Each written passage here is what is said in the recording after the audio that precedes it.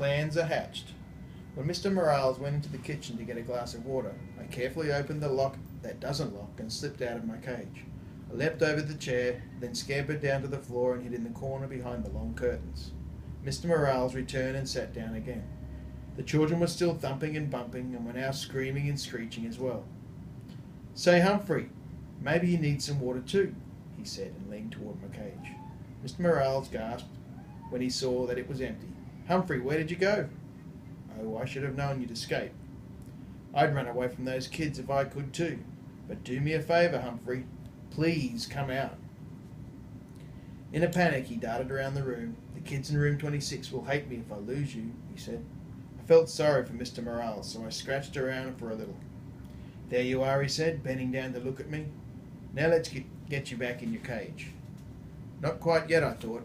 He reached down to pick me up, and I scampered forward just a few inches past his hand. "Don't do this to me, Humphrey," he said. "Cooperate." When I wasn't doing anything to him, I was doing something for him. "Work with me," he said, but this time to himself. "Maybe.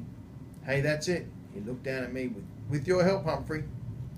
Mr. Morales really swung into action then. He raced upstairs. The thumping and bumping stopped. When he raced back downstairs, Willie and Brenda were with him. "Close all the doors, Willie," he said. "But Dad," Willie whined. "Close them," his father repeated firmly. "Now." Willie closed all the doors. "You two scared poor Humphrey with your screaming and poking and thumping. We may never see him again," he told them. Brenda burst into tears. "Humphrey's dead," she sobbed. "No, Humphrey's too smart for that," Mr. Morales told her. "But he will run away if you two aren't nice to him." Right. You have to be pretty smart to be a principal. Now do you want to help me get Humphrey back?" "Yes," the children shouted. Mr. Morales explained the plan. He said the only way they'd get me back in my cage was if they worked together, and they could only work together if they listened to him. Really listened. They were listening now, and they kept listening too, because he told them the most important thing they could do was to be quiet. So they were quiet. "I'm pretty sure he's still in the room. Our job is to lure him back into the cage," Mr. Morales whispered. He put my cage in the middle of the floor. Then he went to the kitchen and got a handful of sunflower seeds. Willie and Brenda helped him make a trail of seeds across the floor leading up to the cage. "Good," said Mr. Morales. "Now we have to be very, very quiet and wait for Humphrey to pick up the seeds. But if you say anything or even move, you might scare him." "We'll be quiet, Dad," said Willie. Brenda agreed. They all sat on the sofa. "Do you think it will work?" Willie whispered. "Of course," Brenda answered. "Dad's smart." "Well, he's not the only one." I waited for a while, and after all, the Morales children needed all the practice staying quiet they could get. When Willie got restless, I started skittering along the floor. "I hear him," said Brenda. "Shh," said Willie. I waited a few more seconds, then scrambled out of the corner and grabbed the closest seed. I could hear loud gasps from the children, but I pretended not to notice. I scurried toward the second seed. This plan Mr. Morales and I came up with was tasty, tasty, tasty. I could almost feel 3 pairs of eyes fixed on me, but I ignored them. I grabbed up the third and the fourth seed, hid them in my cheek pouch, then stopped right outside the open door of my cage. Inside, Mr. Morales had left a lovely pile of sunflower seeds. It was nice to be free, but my cage was home after all. Besides, until the day somebody fixes the lock that doesn't lock, I can get out whenever I want. The kids were still quiet, so I made a run for the cage. Mr. Morales quickly closed the door and the children began to cheer. "We did it," said Brenda. "Dad's the smartest man in the world," said Willie.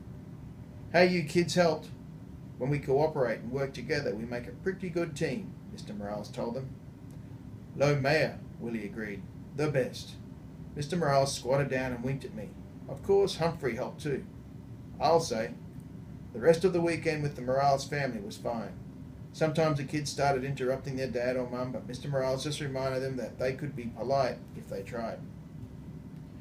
Willie and Brenda tried. Mrs. Morales sold a house. It turns out that selling other people's houses is her job, so they celebrated with pizza and ice cream. Brenda learned to hold me gently. Willie even cleaned the poo out of my cage, which I appreciated. Life is good, I thought, as Mr. Morales drove me back to school Monday morning. Then I remembered Mrs. Brisbane, and how she'd said I was a troublemaker, and she was going to get rid of me. Humphrey, you are a true friend, said Mr. Morales, as he carried my cage back to room 26. I'll never forget what you did for me. As soon as class started on Monday, Heidi's mum came into the classroom and explained to everyone about taking me home on weekends. How many of you would be interested? Mrs. Hopper asked. Every single hand in the classroom was raised. Every hand except one, Mrs. Brisbane's. Still, it was a pretty good week. I got a 90% on the vocabulary test. I'll bet Saya got 100%, but she still didn't raise a hand, or even though she'd promised. And Aldo talked more and more every night. On Tuesday night, I leaned in close and asked Humphrey, "Don't you ever wish you had a girlfriend?" Like most hamsters, I'm pretty much of a loner, so I really hadn't thought about it before. Not sure, I squeaked. I would like one, said Aldo. Real nice girlfriend. I felt so sorry for Aldo. I squeaked extra loud when he performed his broom balancing act for me. I was still thinking about him on Wednesday, after everyone had left. While there was still light coming in the window, I meandered outside the cage to help myself to any mealworms that Heidi might have left behind when she fed me early in the day. The table was covered with newspapers, and while I nibbled, I browsed the news. All of life was there on the pages of the newspaper. Births and deaths, lost pets, sad, sad, sad. Funny jokes, good news and bad news. Then there was the ads. There were so many stores, not just Petorama, but Shoesorama, Foodorama, and Books Galore, and Wild World of Tools. And there were other ads too. One in particular caught my eye that afternoon. It read, "Works nights, lonely, want to meet others who work nights, the Moonlighters Club. For people who work at night. Meetings are held during the day, on weekends, hikes and outings to restaurants, parks, plays, movies, and much more." There was a name and a phone number at the end. I could hardly believe it. This was exactly what Aldo needed. I could already see him smiling and happy, going to parks and plays with the Moonlighters Club and having a girlfriend. But how could I get Aldo to read this ad? He'd probably just throw it away. Still, if I cut it out and left it in a place where he couldn't miss it, well, maybe. Hamsters can't do scissors, but we have nifty teeth. It took me a while to nibble the whole ad out neatly, but I did a pretty good job. Then I stood the clipping up against my cage. Aldo couldn't help but see it if he looked at me, which he always did. That evening I was more anxious than usual for Aldo to arrive, and when he turned on the lights, I squeaked, "Hello," right away. "Greetings to you, my little friend," said Aldo as he pushed his cart into the room. "You sound like you have something on your mind." "You bet," I tried to tell him. He ambled over to my cage and leaned down to look in. "What's happening, Humphrey?" he asked. I saw his eyes light on the scrap of paper. "Hey, I can hardly see you." He reached out and pushed the clipping aside. "Read it," I squeaked right out. Of course he didn't understand. He didn't even look at it, what the ad had said.